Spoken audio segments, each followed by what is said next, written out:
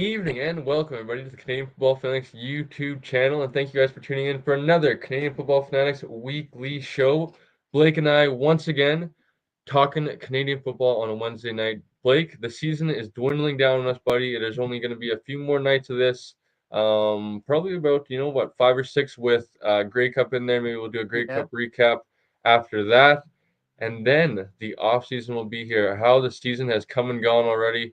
Um, Things are going to be interesting. It was a nice Thanksgiving weekend. Hopefully, everyone was able to enjoy the long weekend, enjoy the Thanksgiving meals, and enjoy some football. I know I sure did. Wish the BC Lions could have started the weekend off a little better. With that being said, hard to complain on a long weekend with some family food in there as well. But Blake, thanks for joining me, buddy. How are you doing? Yeah, I'm doing good. I actually I did after all that we talked on the preview show and last week's weekly show, I did end up making my way to Regina. And as much as the game sucked, no, I still enjoyed the experience. I saw some friends.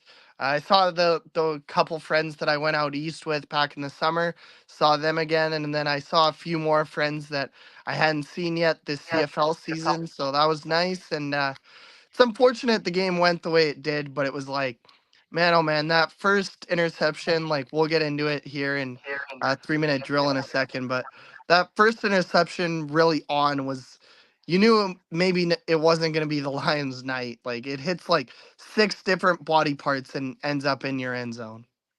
Yeah, it wasn't an ideal start, and was just a sign of things to come. Unfortunately, that night, but I'm glad you made it back there and back safe, buddy.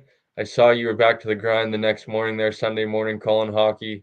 So the grind never stops, and I tip my cap to you, buddy, for going out there and cheering on what little you could. I think one scoring drive capped off by David Mackey. I think touchdown. Other than that, I don't know if there was a lot to cheer about on the Lions end, but you can never complain when you're around CFL family and you're in a CFL atmosphere like that, and in Regina there, and hard to complain for sure. And without further ado, let's get into the 3 minute drill, Blake, before we bring in our special guest. Um, so let's get into it, and that was the Toronto Argonauts pulling off the 14-11 win in Winnipeg, which some was, I know, a pretty maybe a shocker to some. But I think Toronto has been kind of a nice, feisty, scrappy team all year, and I've said from the beginning that I think they're built in the right way for wins this time of year with that offensive defensive line. They were able to have 7 sacks on Zach Collaros there on Friday, and I think it was a big part of why that offense was only held to I think the one touchdown, if I'm not mistaken, and what was on a quarterback sneak. Other than that, they got gifted some pretty good field position off a I believe it was a block punt, um, and other than that, they kind of held the Bombers in check. They were able to do just enough. This was, I guess, another sign of things to come on the weekend. Three of the 4 games, I'd say, were pretty defensive minded and defensive battles and low scoring type games and point spread or premium. Some of them came in tougher weather. Speaking of Monday, Thanksgiving, but Friday, Toronto was able to pull off the victory. I believe leapfrog Ottawa, uh, They were. grab hold of that second place, and then I think have a good opportunity here to finish second, host Ottawa in the playoffs. So was a pretty big victory, and they play this week upcoming. So it should be interesting to see how Toronto builds off that, and if Ottawa can have anything to do with it. So the next game was the Edmonton Elks, led by one Trey Ford, beating the Calgary Stampeders. This one was another lower scoring type game, although Edmonton did get in the 20s. They almost elked all over themselves. I believe they were up maybe 18-0 or something like that, or maybe it was 17. 17-5 at the half. And then they ended up trailing 18 to 17, excuse me, trailing by one in points there in the fourth quarter. They end up finishing it off what they were what they started, got the victory.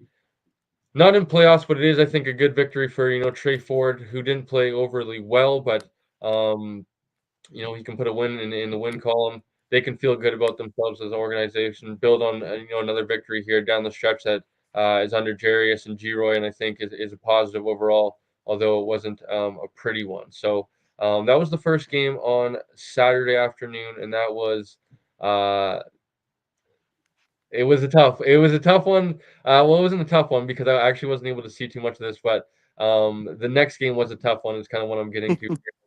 Um, the BC Lions traveling to Saskatchewan along with Blake, and had hopes, but was a little bit concerned. That's what I was saying a few times last week. Of the matchup isn't great with how good their defense is, how our offenses have been struggling, and as you just mentioned a few seconds ago, Blake, the game started off probably as horribly as possible. Almost started off with two interceptions. It started off with one that was for sure, and it was taken back for six by Canadian, I believe, AJ Allen. Um, the next possession, they almost had another one on Keon Hatcher. Ultimately, it ends up hitting the ground, but the Lions just continue to struggle, continue to snowball in the wrong direction. Excuse me. And Saskatchewan now is on some sort of a climb here, hot streak here going into the playoffs.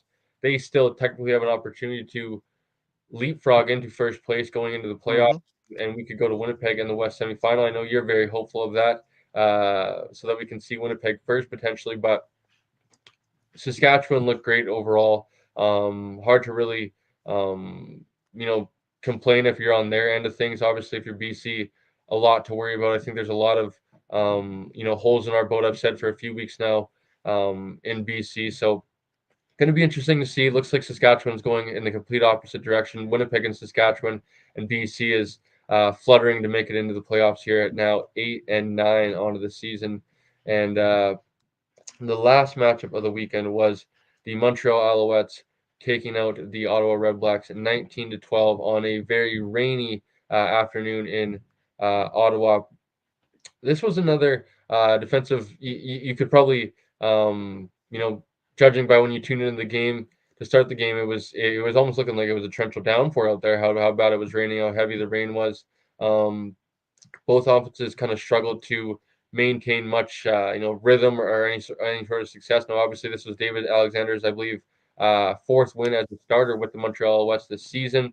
So he continues to be a winner when his number is called upon, and it's a great problem to have if you are Montreal Alouettes. Obviously, Cody Fajardo was dealing with the birth of, I believe, the child number two or three, Yeah, or child number two.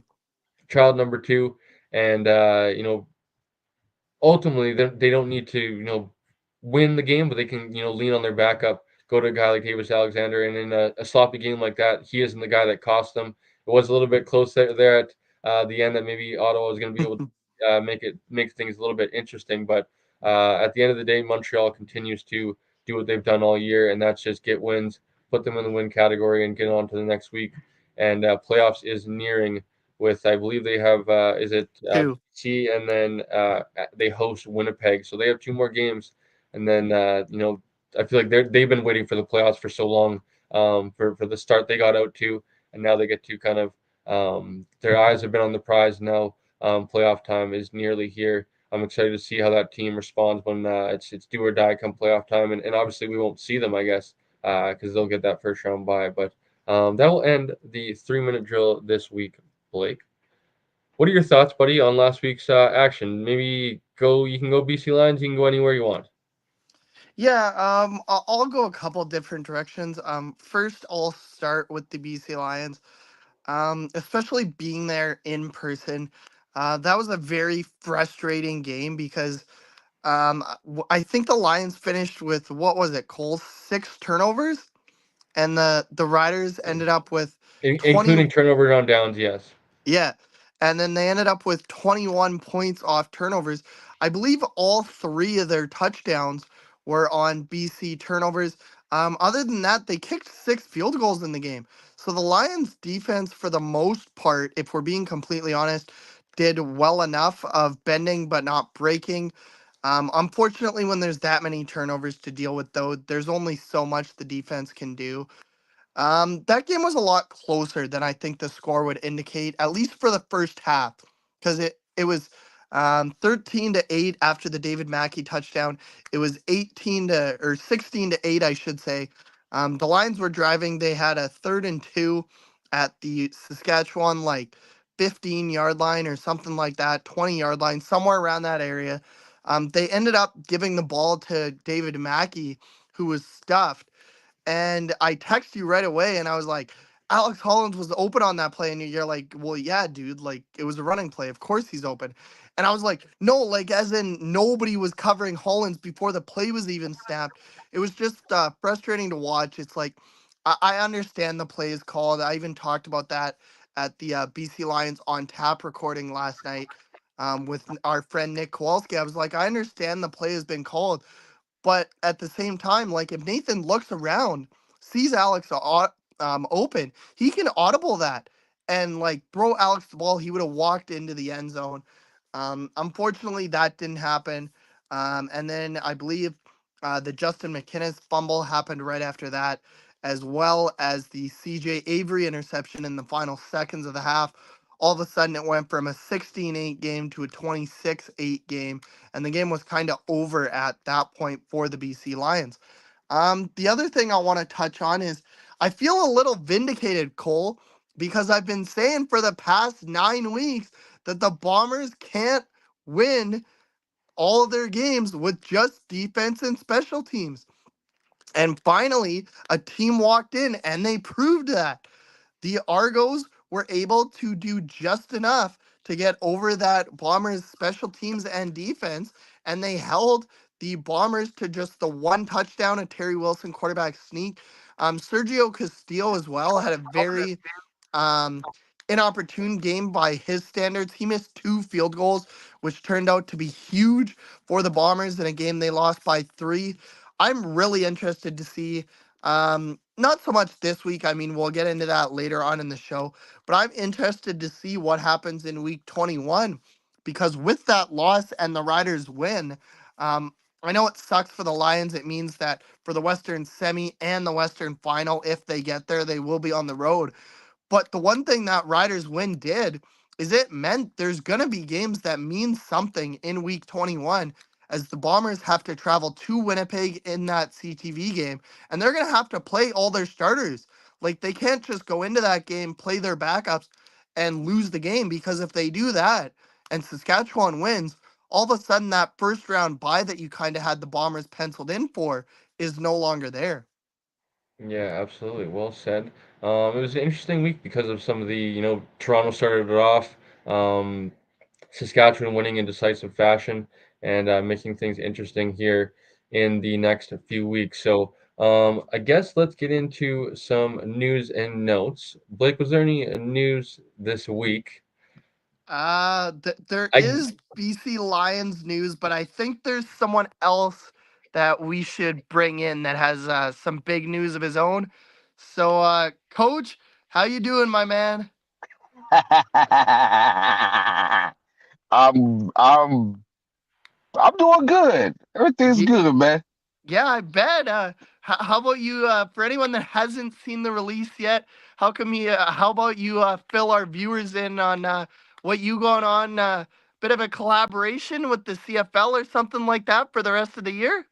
I got a collaboration with the CFL and TSN. We're gonna be doing. There's gonna be a lot of kind of like a footage exchange, but also I get to go to Grey Cup. I get to be on the sidelines pretty much any game I want to. I get to cover. It's a lot that comes with it, but I'm not gonna give too many details on it. You just gotta wait and see. But man, I don't know how the hell I got here, but I got here and I'm happy. That's all I can really say.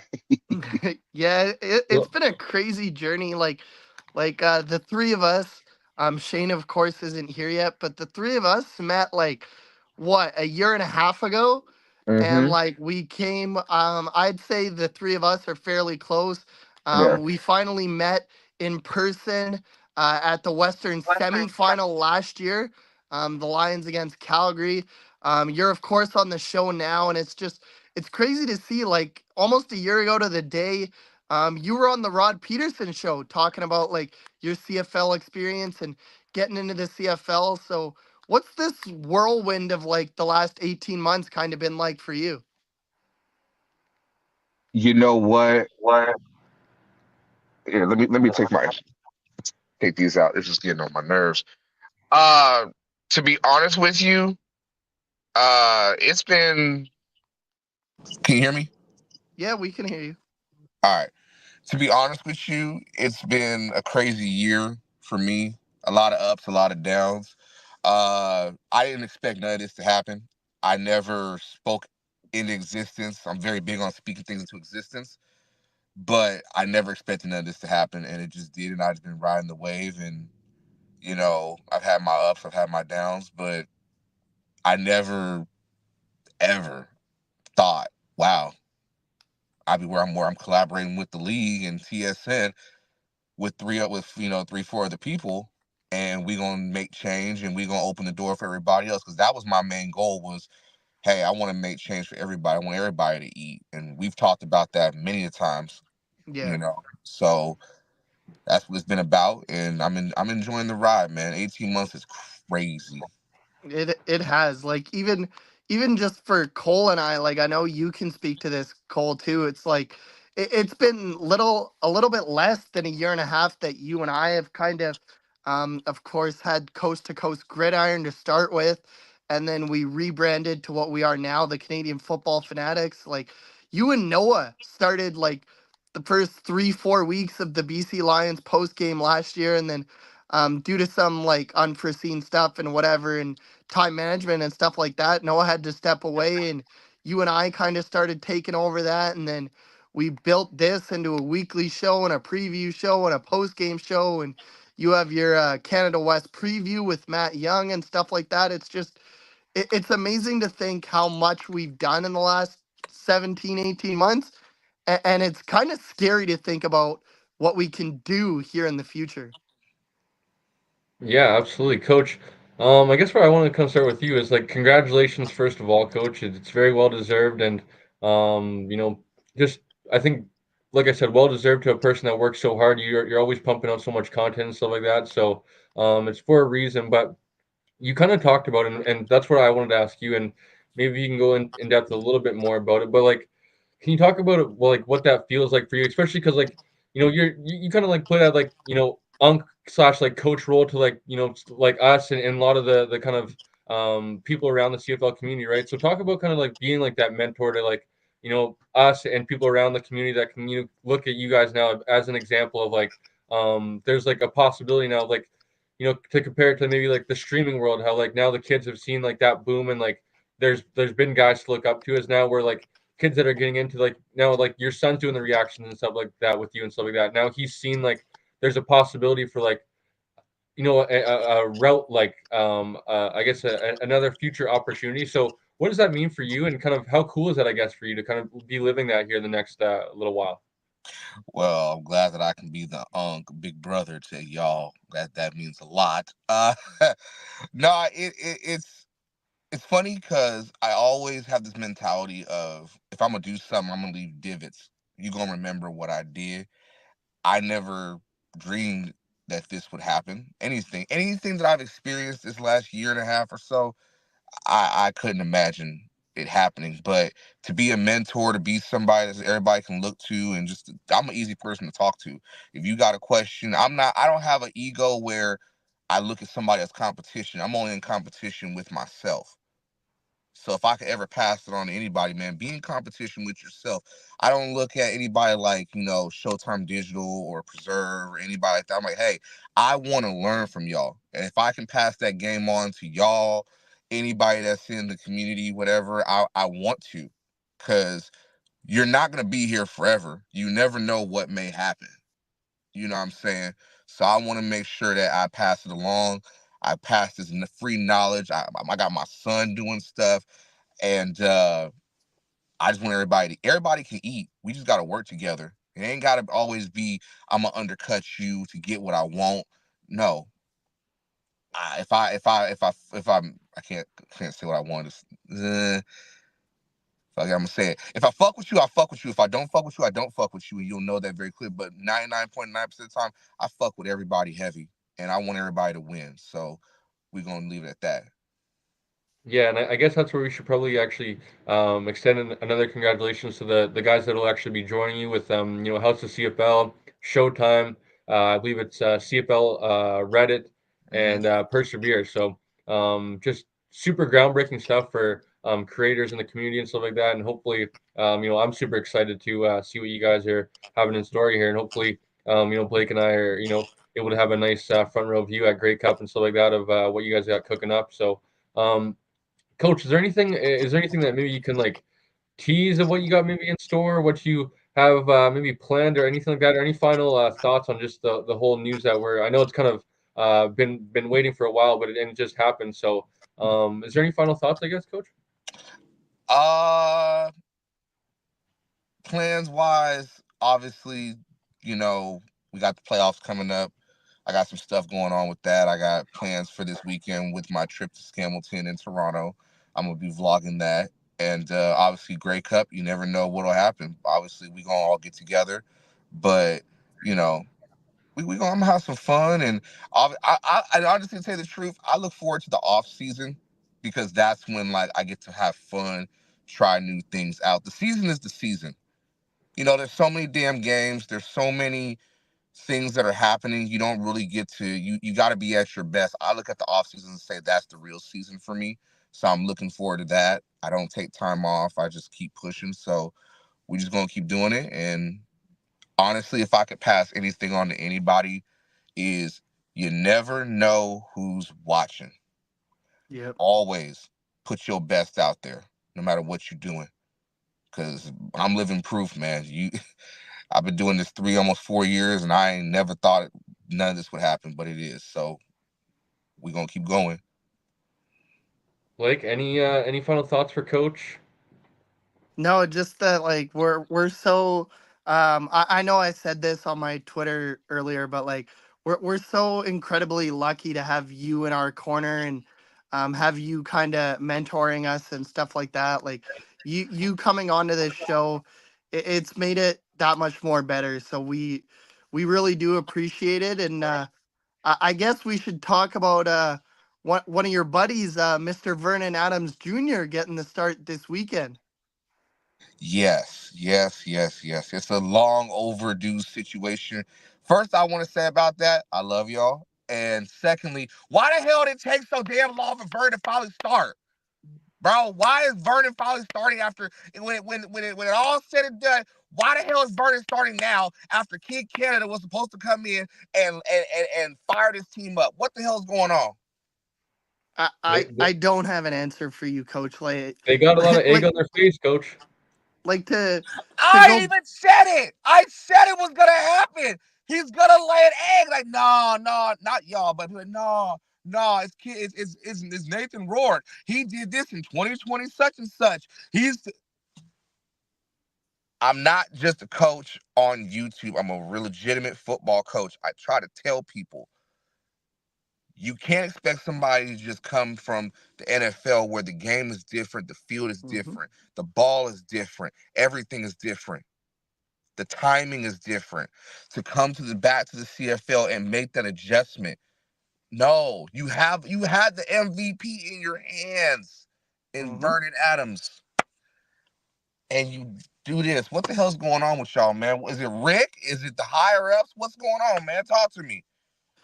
I I I think think I think it's Rick personally. Like I don't know. Like I was baffled, Coach. Like we already talked in the 3 minute drill, and I know you were kind of in the background there, but Oh, I it was was like listening. it was like the at halftime when it was 26-8 in Regina, like what do you have to lose? Like Cole and I were debating it. I know we debated it on the show last week. Like they Mm-hmm. kind of gave all this money to Nathan, like you kind of made your bed, you got to lie in it.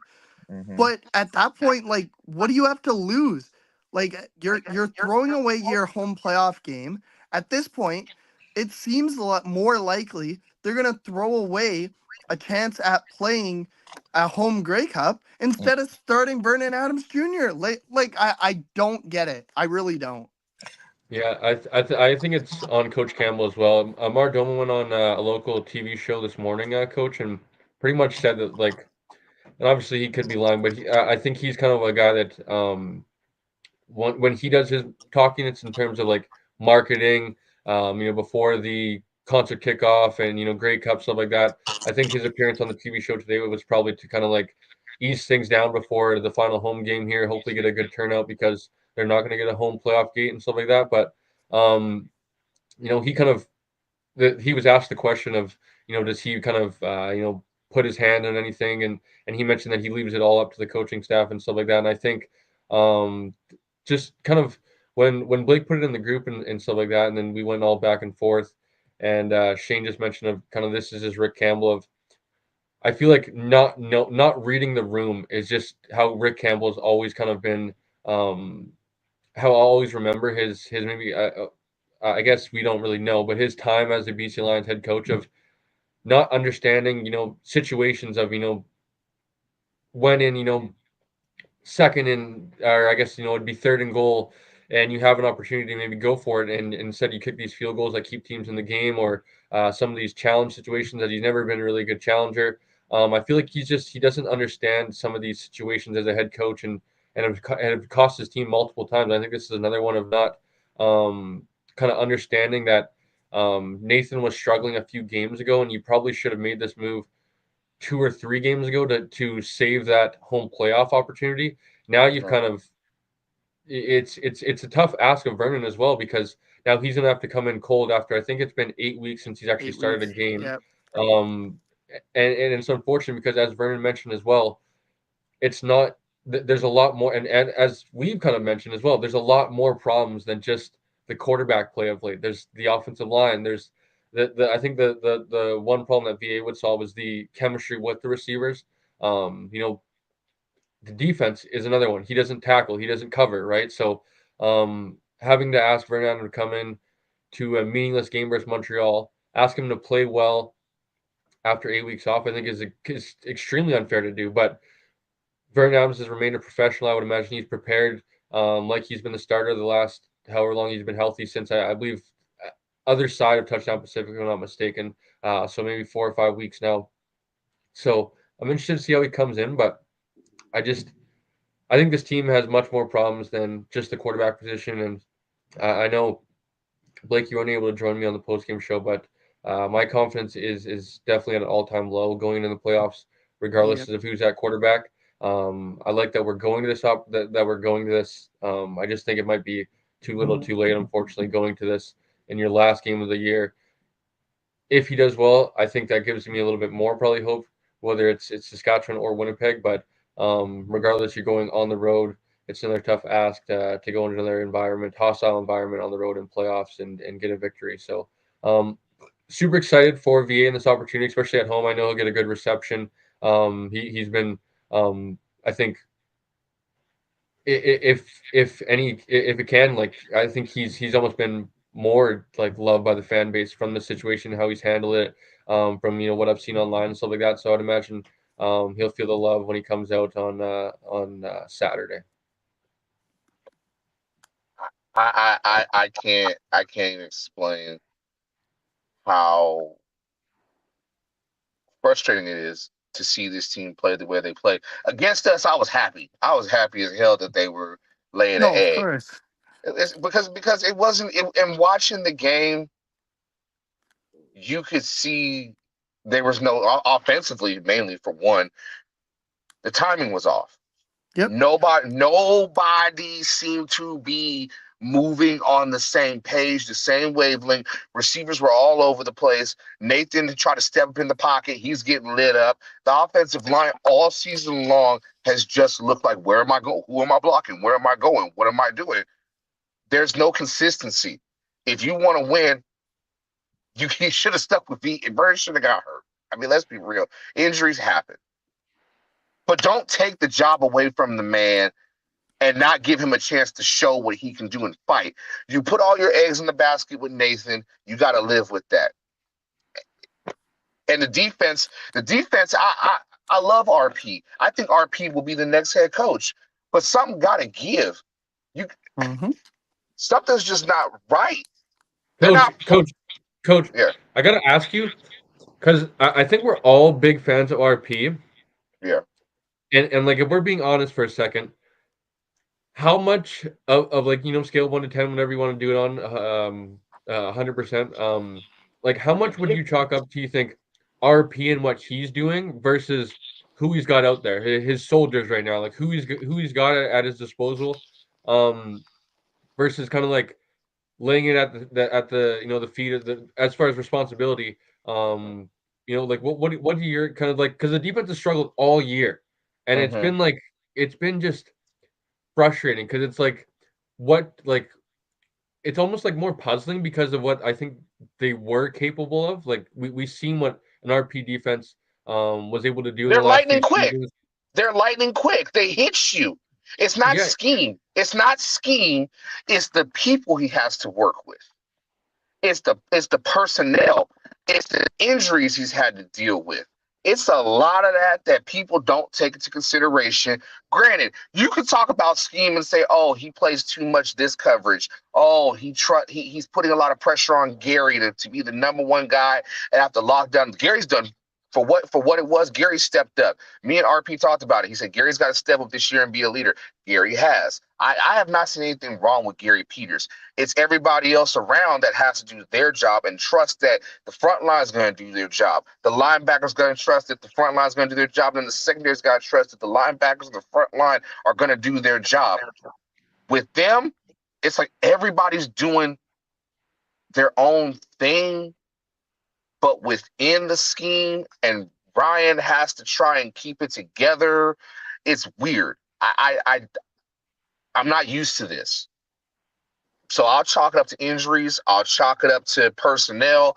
I'll chalk it up to them having young guys like a Ronald Kent Jr. out there. He's gonna Hmm. he, right. We've seen Ronald have to deal with the penalty against Scamilton, a couple penalties he's had in the crunch time where you have to have those growing pains. So is that's oh god, I'm so disappointed. But chalk up to RP. Mm, on a scale of 1 to 10, is it all on him? Mm, I'd say a 4. I'm Like, giving it about a a, a five. Only because the offense. It's more so the offense. The no, I defense. I agree. mean, you guys have said the offense. The defense has been out there a lot during the season. yeah, a lot. It's just the So lack of complementary football as well is this team's biggest problem. Whenever one unit shows up or plays good, whether that be the defense or the offense, the other one fucking abandons the game. It just doesn't show up for whatever reason, and I think that's also a big problem because it's not like it's a few weeks now. We're week 20. Like it kind of, you are who you are at this point, and it's like this team has failed to play a full 60-minute game all season, and it it's also like comes with development. You got to add the yeah, development. They Mhm. expected Sione to take big steps. They tried to sit there and cover up for Matthew leaving most and not being there most of the season. They brought in Christian Covington. What has he really done? They brought in Pete Robertson. What has he really done? What you bring in these heavy hitters and you swing for the fences and think it's Grey Cup or bust. Yep. But you got to have pieces that fit the system, and you got to have guys that are. You can't. My old saying I like to say. You can't expect a 3-4 guy to play in a 4-3, and you can't expect a 4-3 guy to be successful in a 3-4. No, I yeah. agree. Plain and And it's simple. like, So, coach, just to go back to Pete Robertson for a second, at least the second half, he's been hurt almost all year. I believe he did make his return against the Riders. But I agree with you. Like, we talked about that almost every week at the beginning of the year. Like, Christian Covington, he's been better lately. He's up there near sacks. But at the beginning of the year, he was almost invisible.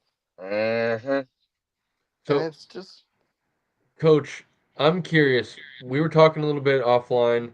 I think I've let my feelings be known now, especially on the post game show. I was able to, without Blake by my side, ramble for a little bit and kind of go off on some rants there. I kind Gotta of wasn't love it. shy about mentioning of, um, I think if they get knocked out in the West semifinal, it's time to kind of clean house with this coaching staff. Now I think that is a tough one with a guy like RP, who is a lifelong BC Lions, you know, bleeds for the Lions, player coach, a guy that as we just talked about, right? I don't think the full responsibility, you know, if we're doing on a pie scale, like, you know, maybe 40% of the blame, 50% of the blame is on RP, and the rest is on kind of the personnel, injury, stuff like that. Um, for me, it's a tough one to kind of tassel with that, because if you're going to clean house, I think you got to clean house and not kind of leave any, you know, trail of the old regime, if you will, I guess. A guy like RP, I think, is a little bit different because he understands like the culture of being a Lion and stuff like that, and what that means to, you know, continue on that tradition, that pride and stuff like that. But also another guy like, you know, John Bowman, defensive line coach, who I think is, you know, well talked about in that locker room. A guy's well respected, a player, but at the same time, he hasn't really. I think he's kind of maybe, if you want to talk about development, right? I think he's under maybe developed this position group altogether. Now you could also say that's kind of with, you know, personnel of who he's got with this scheme.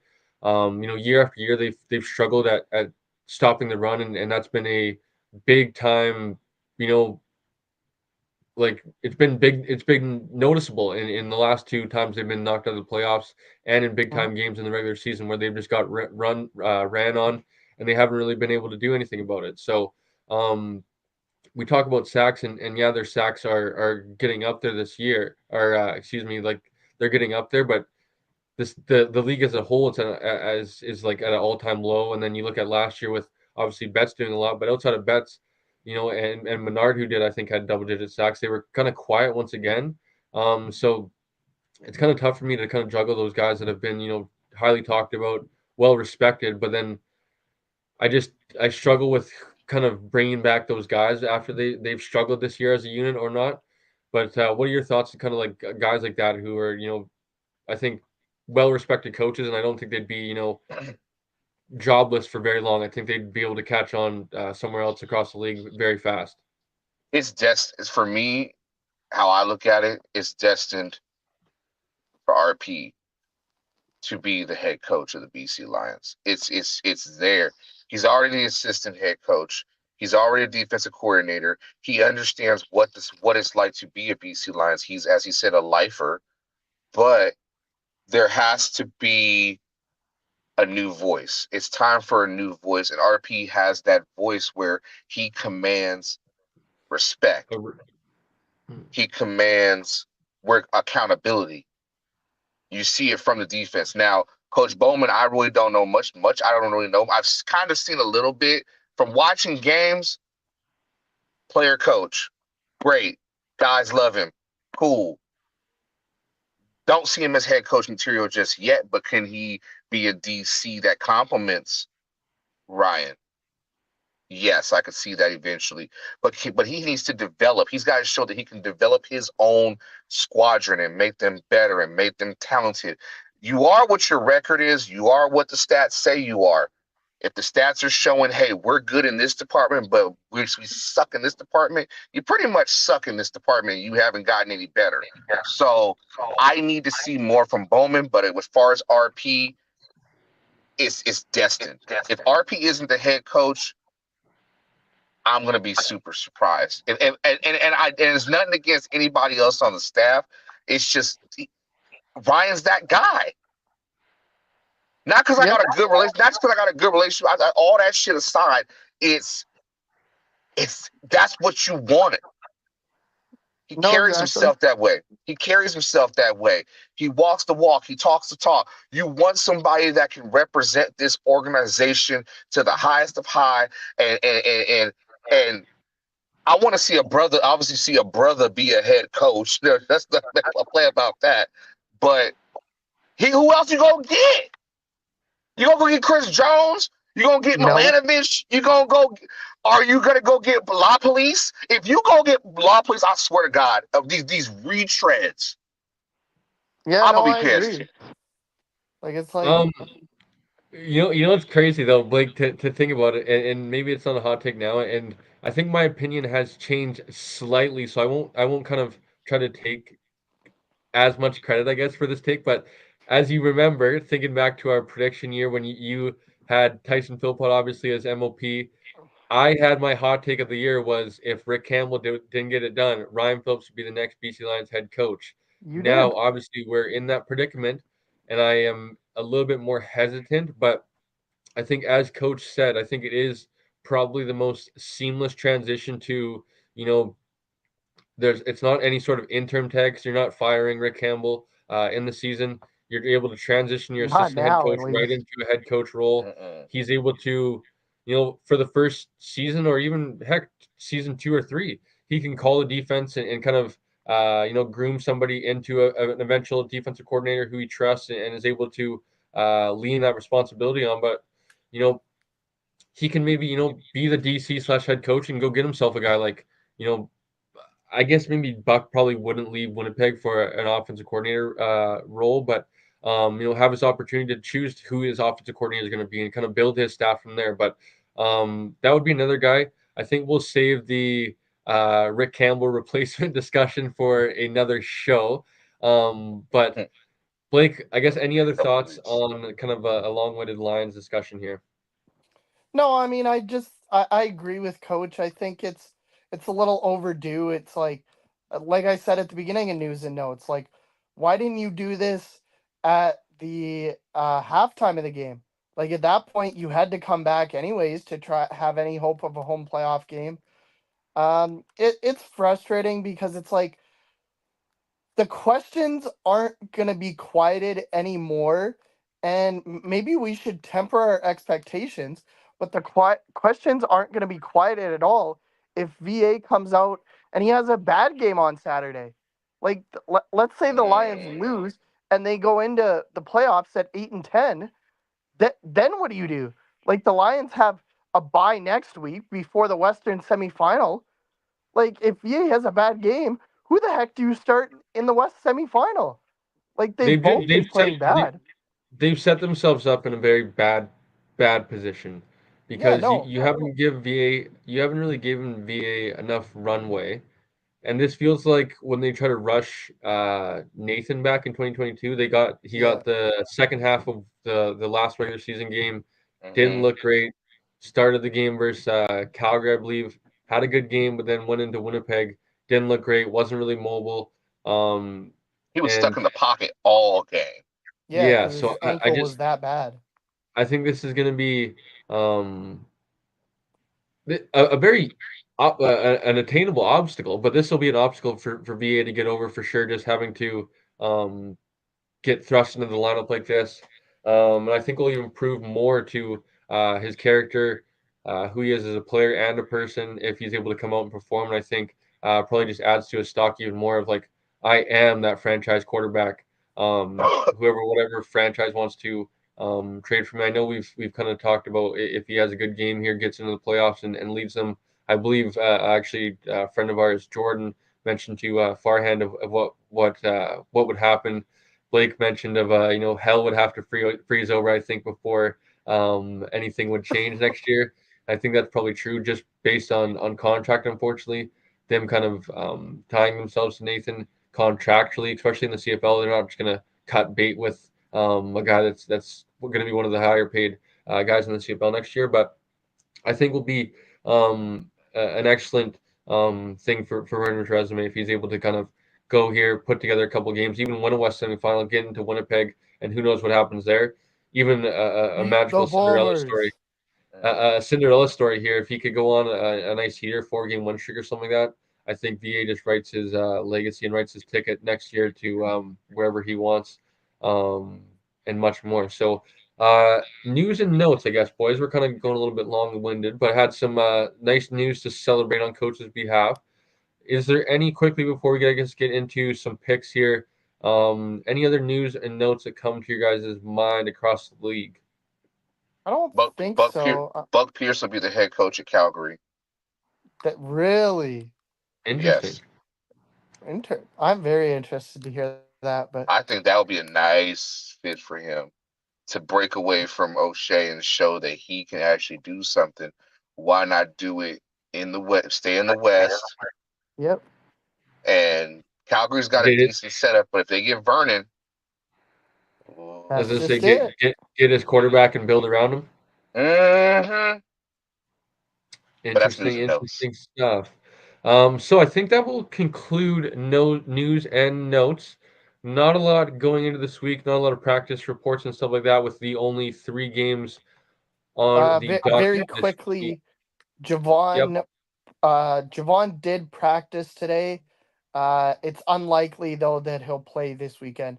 Yeah. All good. I would expect. Hopefully, we'll know by preview tomorrow, and or I guess Friday. Excuse me, because the game we're playing on Saturday this week again, right? Saturday. Saturday 4. I'm sure we'll know by the preview show and be able to talk about it more if he's out or not. But let's get into it. Before we do, I have to go back on last week a little bit before we update our records here. So I want to clarify something here before I add up everybody's score. Well, actually, just a few people's. Uh, correct here. Am I correct that Shane took Ottawa last week, or he did? He He didn't. did. He took Ottawa with the option to change, and I never seen him change. So he took Ottawa. Coach, is this confirmed? He took Ottawa. I accept. Okay. So Shane was okay. So Shane was 1-3. Okay, perfect. And then Coach, who did Coach have in Montreal, Ottawa?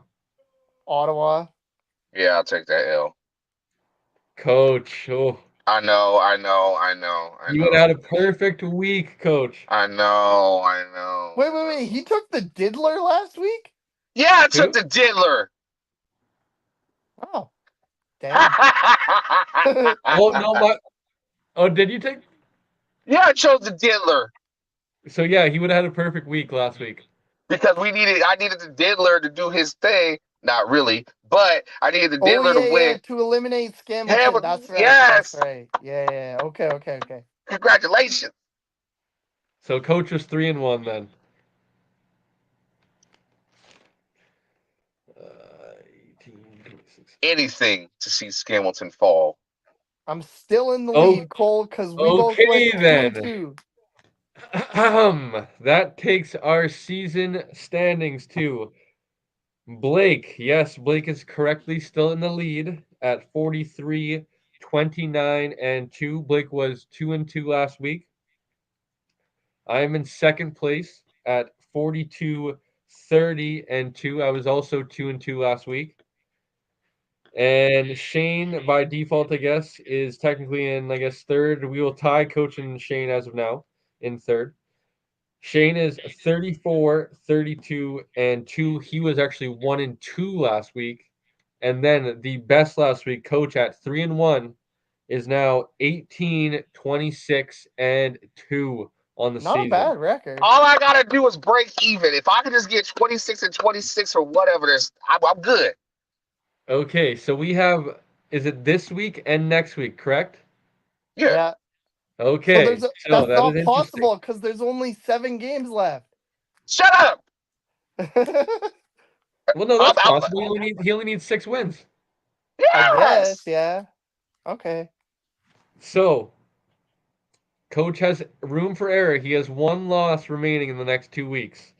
I have a chance here. I have to pick my opportunity of when I want to pick against Blake so I can get this one win up on him, and it is going to be a crucial one. So let's start this week's action, boys. We have Calgary, the 4-11-1 Calgary Stampeders traveling to the Hamilton Tiger Cats, which Coach will be in the house. Public enemy number one.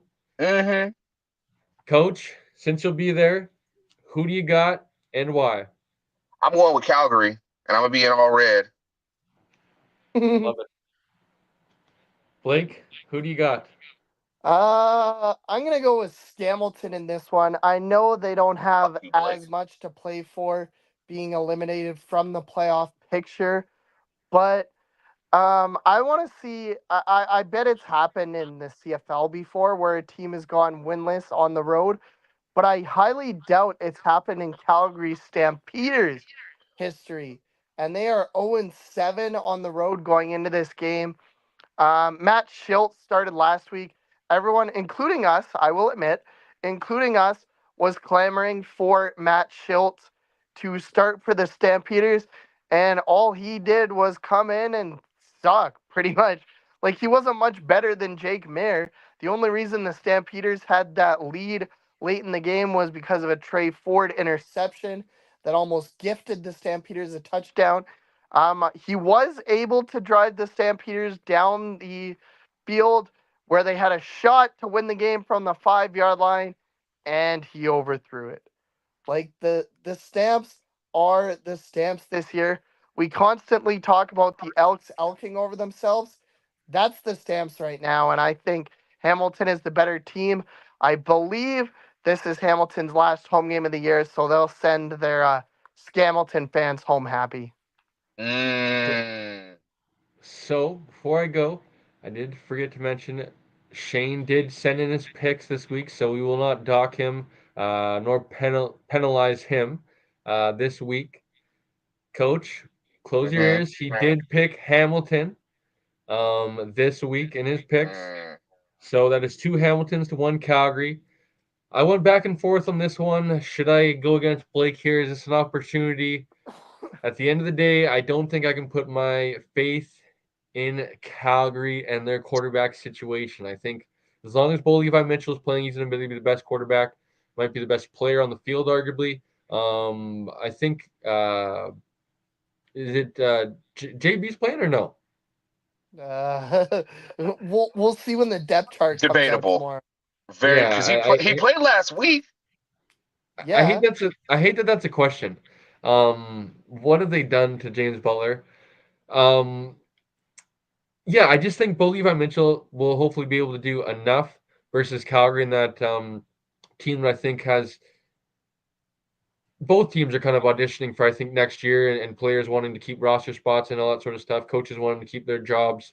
So I think both teams will be fired up. But as Blake just said, I think Hamilton will want to send their home crowd away happy and potentially coach home crying. Scamilton won at his dispense. Hopefully, coach is able to make fun of some Scamilton fans. I know one specific one. Thinking back to a group chat there on Instagram, that guy. He said coach is like, I'm gonna buy a ticket and pull up, and he's like, I'm gonna buy a ticket right next to you then. And I don't know if he probably I did. got I my would imagine ticket. it. I told you I got ticket for the visitor side, and I got a ticket for Scamilton's side. Don't make me pull up now. I told her I'll pull up and I'll pull up. I would imagine he's doing a lot of backtracking as of now, but we will see how Yeah. things go on the football field, I guess. I guess I'm gonna go Hamilton as well. Um, I think they get the win at home. That leads us to matchup number 2, which is going to be the most interesting one, the most implications on the line this weekend. And that is Ottawa traveling to Toronto. 8-7-1 Ottawa traveling to 9-7 Toronto. Blake, who Mm. do you got? This is a battle for second place in the East. Who do you got and why? Man, I really hate to do this. Um, before I make my pick, has Drew Brown? Does anyone know if Drew Brown has practiced at all this week? He I took think it first team reps today. did Did he he? get first team reps? So he First might team start. reps. Yeah, he got first team reps today. Ooh, that might change my pick, honestly. Oh God. Uh, I wanted to go with the Diddler, but just because I don't trust Ottawa on their current 4-game losing streak, but if Drew Brown is back, I saw Braylon Addison had first team reps. Justin Hardy had first team reps. He, of course, missed the Thanksgiving game. There was one other player that got first team reps that is escaping my name right now. But if Ottawa can get healthy, and that I know that's a big if, but if they have Justin Hardy and Drew Brown in the lineup, I think I'm going to change my pick, and I'm going to go with the Ottawa Redblacks to walk into BMO Field and almost like steal home field from the Toronto Argonauts. Coach? Ooh, this is gonna be tough. I'm really excited to see this one at BMO. Are you going to this? Are you going to this one too? Yeah. Oh fuck, that's sick. This was the one the Scambleton one is just for fun. It's be petty. This one is business, and I'm scared because if Kadeem already hit 1,000, if they can hit them in the mouth, that front line is nasty from Ottawa. So if the Diddler can take care of the ball and not throw inadvertent interceptions, get Tavares involved, get Kosi involved, they might have a chance. But Ottawa in the run game is not what it was because they ain't got Armstead no more. That's my only concern. Like, can they actually still run the ball? But yeah, they got Before you Drew. before Go you ahead. make your pick, Coach, remember the last time these two teams played about a month ago in Ottawa, the Diddler threw like 5 interceptions and the game was over by halftime. Mm, I'm going with Ottawa. Interesting. So we have three Ottawas. Shane obviously went with Ottawa as well. That's four. Shane has picked Ottawa. Can So, confirmed. so where are you going, Cole? Come on.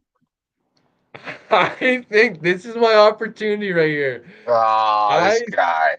I think this is our opportunity to go against Blake. I was hoping this was going to be an opportunity for us to go against each other. I think Blake, we are going to pick smartly here next game.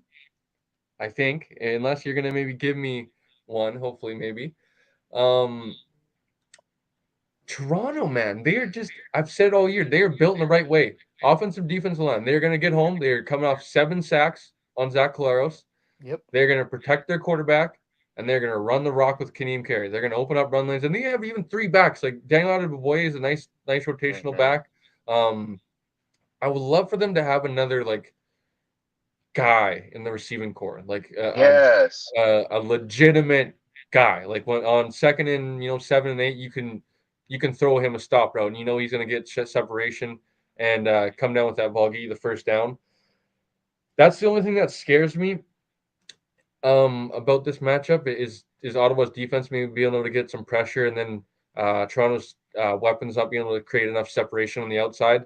But other than that, I think Ottawa's not as hot as they once were, and Toronto's going to be coming off that high of beating Winnipeg and feel the urgency of having to win this game to get second place. So I'm going to personally go with Toronto, especially it being in Toronto. Although it's that Ontario matchup, how far are you really traveling in Ontario?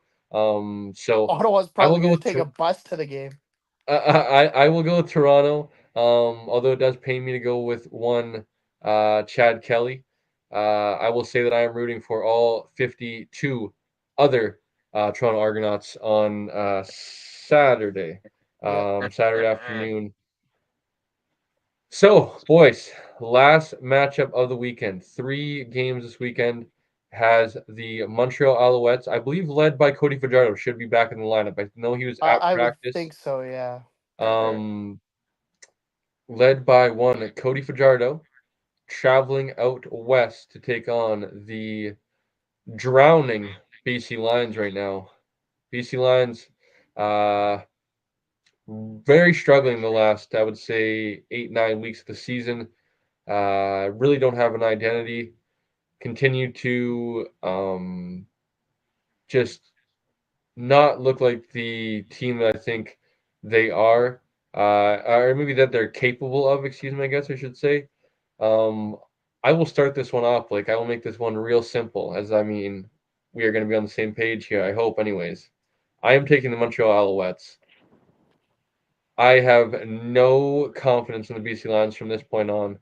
Mm. Um, Regardless of what VA does, my confidence will change a little bit going into a West semifinal. But at the end of the day, we are going into either Winnipeg and or Saskatchewan. I don't love our chances either of those because of both teams. I think are if we're being kind of honest, the tip of those spears are led by their defenses, and our offense just isn't able to get it done, especially come playoff time when the weather's a little bit worse. Although a guy like William Stanback should theoretically help, especially because he's kind of been the guy that we've been clamoring for in these situations where the weather gets a little bit worse. We're able to lean on that run game. I think you look on the opposite side of the football, a guy like Brady Oliveira in Winnipeg, AJ Ouellette had I think like 12 carries for 85 yards. Didn't even have to really get Yep. going, really break a sweat to get 85 yards on the day. So I think with the Lions' run defense, struggling, and with the other teams' run games being one of their strengths of their teams, I just think it's unlikely that they're going to be able to go into somebody's house, get a win on the road in playoff time. But that's why they play the game. Uh, Shane likes to remind Blake and I when we get a little bit negative that you can't say that because Winnipeg in 2019 or whatever other insert some other example of third place team going in the road and making a run. That being said, I don't believe this BC Lions team is that. They could prove me very wrong, but I have little to no confidence in this BC Lions team. They have showed me who they are, and I think they've shown their true colors. And it's unfortunate because I think they've robbed themselves, their fans, of a really great season of something that was going to happen. Blake, who do you got? Um, man, I wanted to go with Montreal. Like, I'll be honest, my head is telling me to go with Montreal.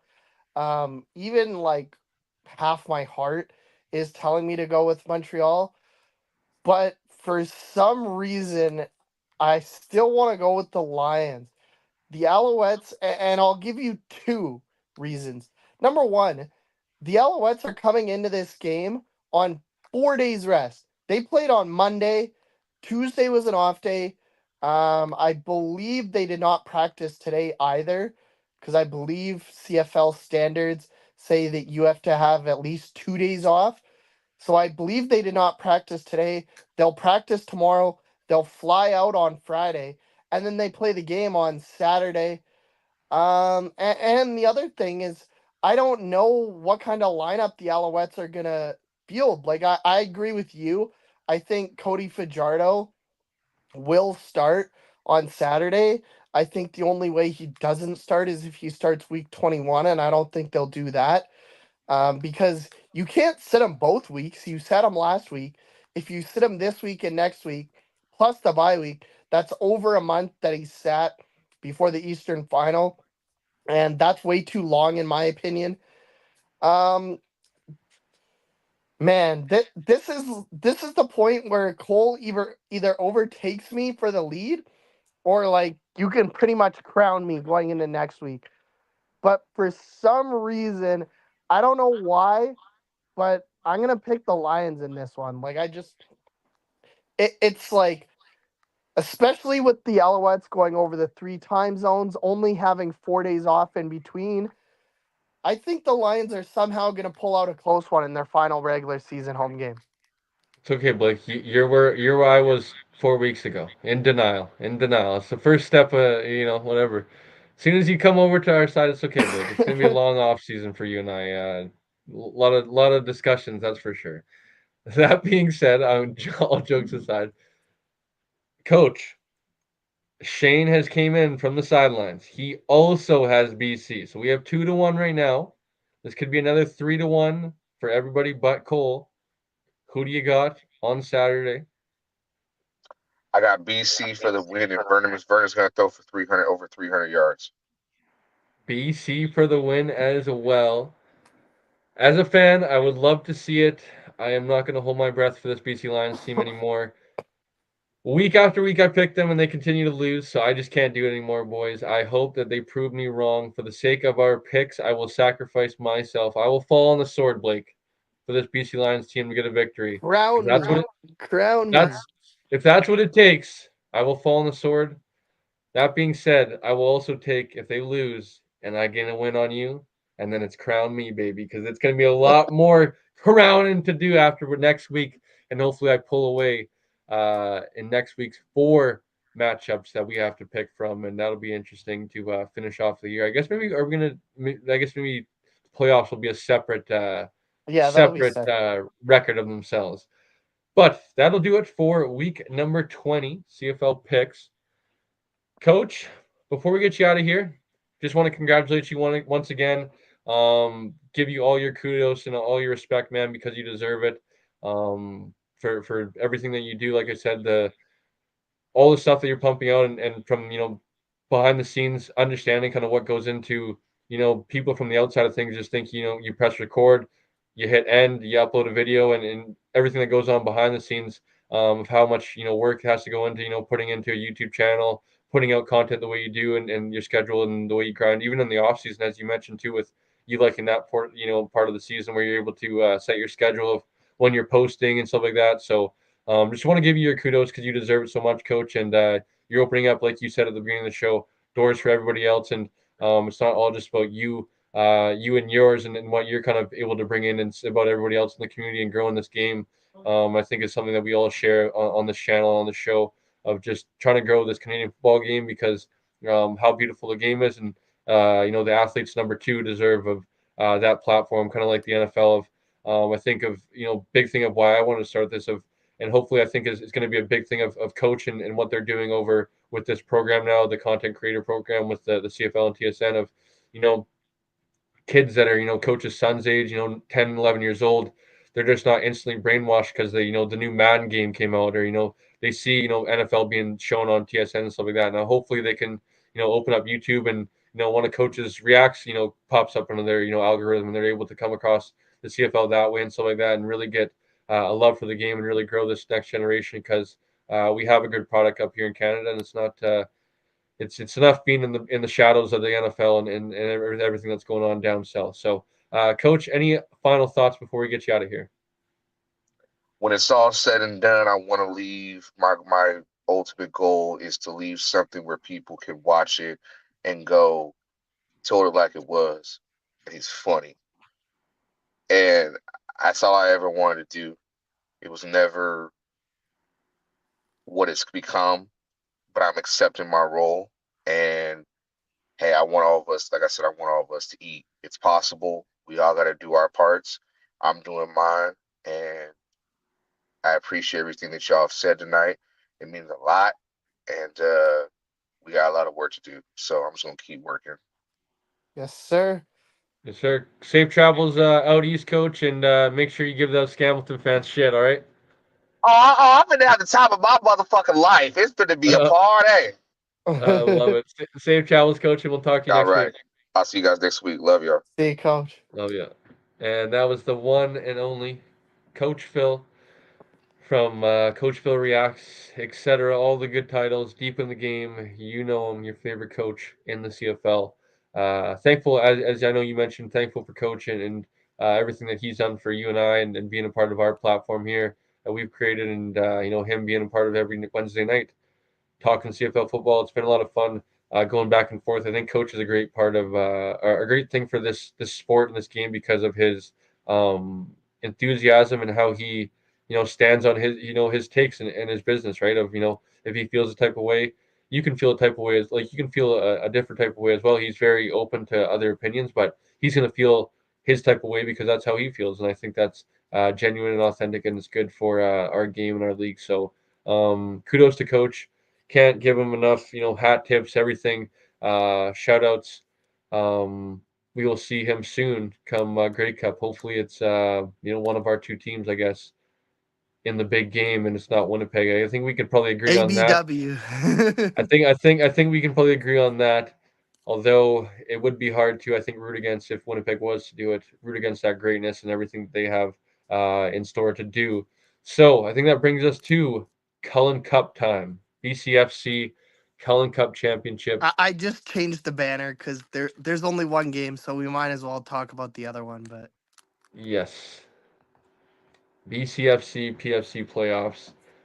To be honest, actually, I don't really have a clue. I know what I'm going to go with because uh, they're the best. They're the standard. But let's start with the BCFC as we have all season long, Blake. That is the Okanagan Sun.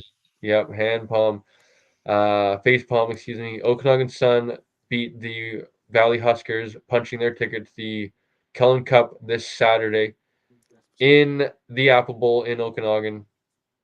And the West Shore Rebels knocked off Blake's Langley Rams to punch their ticket in the other half of the BCFC Cullen Cup final this Saturday. The West Shore Rebels are going to travel up to Kelowna and try to do the inevitable this season, and that is knock off the undefeated Okanagan Sun, the clear powerhouse frontrunner of the BCFC this season, led by their star running back Aloyan Noah, I believe, or I don't know yeah, exactly how to pronounce his first name. but started running back, has broke some records here this season from the States, has come up here and really dominated the Canadian Junior Football League, and I think will be a big reason why they dominate this game. I think the West Shore Rebels are a um, I don't know how to say this, I guess politely, but I don't think the West Shore Rebels are, I guess, I don't think they have the firepower to kind of compete. I guess is probably the most Yep. uh, professional way to say it. Um, I can't believe that Langley honestly didn't take care of business. And I went back with I know we went back and forth with uh, Paladin or Pal who's the Paulina. quarterback? Polina. Paulina Hooper. Um, Yeah. that broke his leg, and Hunter was stepping up as a backup quarterback. Obviously, always rooting for the backup quarterbacks out there to step in because I know how hard number one it is, but I also know how capable backup quarterbacks are that can step in. Me personally, 4-1 when called into duty. Blake, just saying. But ca- capable backup quarterbacks or some backup quarterbacks can be capable of stepping in and filling in. Very adequately. So I was curious to see how Hunter was gonna able to do. I DM'd with Mob Langley Mob Squad. For anybody that doesn't know Mob, prior to the game, probably about an hour before kickoff, I said, "Buddy, I know you're going with the Rams. I know you're a homer. Um, give it to me straight. How do you have some confidence here with Hunter? I was kind of looking obviously now I have to kind of eat some crow. Looking past the West Shore Rebels a little bit, I said, cut it to me straight here. If they get or when they get past Okie, can they? Or excuse me, when they get past West Shore, can they beat Okie with a backup quarterback? He said, he thought Hunter was maybe should have had a better opportunity coming into the season of getting an opportunity to start. So he thought, Hunter was going to be able to fill in and do enough to get the victory and then maybe possibly see what happens in Okanagan. But that being said, it seemed like it was a tough afternoon for that offense and for Mhm. the Langley Rams as a whole. I don't remember the final score in the afternoon, but um, 25-21. it was a shocking one, all right. It began by West Shore getting out to 14-0 lead, and then Langley 17 Rams nothing. 17-0 lead, excuse me, and then the Langley Rams coming all the way back, making things close, looking like they were going to be able to steal the game, and then um, they just ultimately aren't able to get it done in the fourth quarter. I wasn't able to actually go watch back the game yet, so I'm not too sure what happened in the final quarter or what kind of transpired there in the final stretches of 4-point ball game ultimately. But the West Shore Rebels, who coming in, I think to the playoffs, were on a 4-game losing streak, if I'm not mistaken, Yep. and were spiraling out of control. Ethan Picard had not been playing some good football here as of late, and they get to save their season with a Cullen Cup appearance. Blake, I will get to this nice and quick and short. I have the Okanagan Sun. Who do you have? I also have the Okanagan Sun, and it's not being the homer because the Rebels beat the Rams. I will try and say this as respectfully as I can. Um, the Rebels didn't beat the Rams. The Rams beat the Rams. If you know what I mean, Cole. Like they threw. It's unfortunate, as our boy Wizard put in the comments here.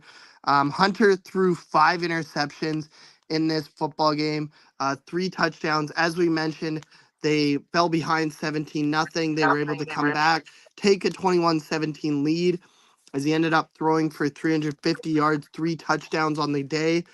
And then his last interception was the worst of the game. I have myself not been able to go back and watch the game, but from talking to Mob myself, the Rams were deep in their end zone. The running game was doing enough. It was being the running game, and it was doing its job. And somewhat inexplicably, the OC, I don't really want to disrespect anyone, but the OC decided to call a pass. It was unfortunately picked off deep in Rams territory. The Rebels were able to score what turned out to be the game-winning touchdown. I believe they added maybe a punt single there late as well. So I just think that simply put, the Rams beat themselves, as I said, and I don't think Oki's gonna do that. Like Oki, they're pissed off. They won 56-19, I believe, was the final score last week, but I believe it was like 33 unanswered in the third quarter, or 34 unanswered Hmm. in the fourth quarter, I should say. It was like a 4 or 5 point ball game going into that fourth quarter with the Valley Huskers. Valley was up for I think most of that first half. Yeah, exactly. They were up in that first half, and then Okanagan dominated that fourth quarter, ends up winning the game. I don't think Okanagan is going to beat themselves. Therefore, they will host the CFC semifinal. Do you want to go first for the PFC final, or do you want me to go first? I will go first because I will be completely honest with folks. I don't know how much Blake has done as far as watching the PFC, but I will watch probably a solid 4 or 5 snaps total. I would say you could probably credit those 4 or 5 snaps just to some highlights clips I've seen on Wizards Instagram. But don't do a lot of watching on the PFC generally throughout the season. No offense to the PFC, just um, never really gotten into actually kind of streaming the PFC, and I don't know how their streaming service works. If it's kind of like BCFC where you have to pay or whatnot. I know they I believe it have is. SAS Tel and SAS, which I believe streams some of their games throughout the season. I wonder if it's kind of like similar to the Telus deal that they have out here in BC, where one game streamed, or if it's multiple throughout the week. So um, I'm going to take the Hilltops because the Hilltops are the Hilltops. I'm curious to see where you go if you maybe go opposite of me, but I believe it's the Regina Thunder Thunder. and Saskatoon Hilltops, if I'm not mistaken, right? It is. I am going to go with a pick that I think our boy Wizard is really gonna like. I'm gonna take the Thunder. Like I think the reign of the Hilltops is over. Their semifinal. The Thunder. I followed along a little bit. Other than that, not much. But the Thunder destroyed the Calgary Colts in their semifinal. I believe the final was like 66-7 or 66-10 or something like that. Well, these Hilltops had to really fight and scratch against the Edmonton Huskies. They were tied in the fourth quarter, and then they got a touchdown. I believe they got a late interception, and they ended up winning by 2 touchdowns. But with about 10 minutes left, they were tied in that game. And that's as our boy Wizard, he fact checks us. The Huskies attempted a field goal. That's what it was. And they missed that field goal. The Hilltops returned that field goal for a touchdown. They were able to stop the Huskies later on, and they were able to tack on a touchdown late. But I think this is the Regina Thunder's time. Whether or not they can beat Okanagan, I guess if they do get past the Hilltops, we can talk about that next week, as that will be the CFC semifinal. But for 1 week only, I think the Thunder will be on top of the world and they will be crowned as Saskatchewan champions. Yes, Prairie Champions. It should be interesting. From everything I hear, um, I got confidence in the Hilltops. I believe their quarterback was named offensive player of the conference. I believe it's Trey. Is it Reader, if I'm not mistaken, or, Yep. or it could be Ryder. And then Drake Douglas, receiver. Wizards talked about him throughout this season, and actually friend of mine, actually fellow Saskatchewan, Regan Calvin. I played junior football with him. He's from Mancota, Saskatchewan. If Wizard knows where that is, it's actually a small little town. I think he went to school with like a high school of like 40, 30 people, like that type of small.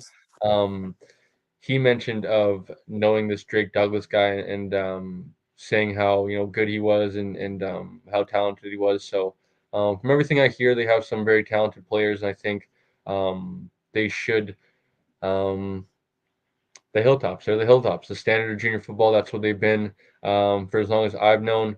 And I still remember being a young kid, looking up to the VI Raiders, knowing every team that came into Cali kind of usually got blown out at that time, and then this team from Saskatoon pulled in and was a whole different story. And then hearing about their many battles out in Saskatoon was a treat, and learning about who they were as a program is you can't help but just look up to them because of what they built and Mhm. inspired to be. And I think is really good for junior football in Canada, and more programs need to, excuse me, inspire to be like them. So that'll conclude our CGFL playoff picks this week. Blake, finally getting towards the end of the show. Blake, you know what this means? Yeah, it means you're having tacos for dinner. It means I'm having tacos for dinner, buddy, and that means they're just about ready, if not ready. So lastly, Blake, pay the Rouge. bills. The Rouge football from our fine folks over at Area 51 Sports. Blake, go check out Area 51 Sports for all your equipment needs. That could be football helmets, shoulder pads, pant pads for your hip pads, your thigh pads, knee pads, all that sort of stuff. You guys can find it there. Mouth guards. They do apparel and stuff like that for teams. They do 7-on-7 uniforms. You name it, they got it. Go check out their many catalogs over at area51sports.com. Blake, tell you what, buddy. I've been slinging this pigskin the last 2 weeks at Monday night at flag football on Monday nights, buddy. So I'll tell you a little. I'll go off a little bit about my Monday night hero of men's league flag football days. So week one, I didn't start at quarterback. All right, I had to play receiver, which is fine. Which is fine. We have another very quality quarterback, actually, good best friend of mine. North Rainey. We played Raiders together. He played at John Barsby throughout his high school career.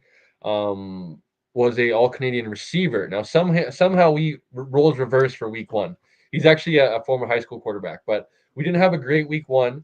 So we went to the bullpen. He said, "You know what? We're gonna let you sling game two. 5 touchdowns game two, Blake." I was out there Nice. slinging the rock. Game three, I had another good game, but it was a closer game. We ended up winning again. 2-0 as a starter. We're 2-1 on the season. We had our Thanksgiving break on Monday.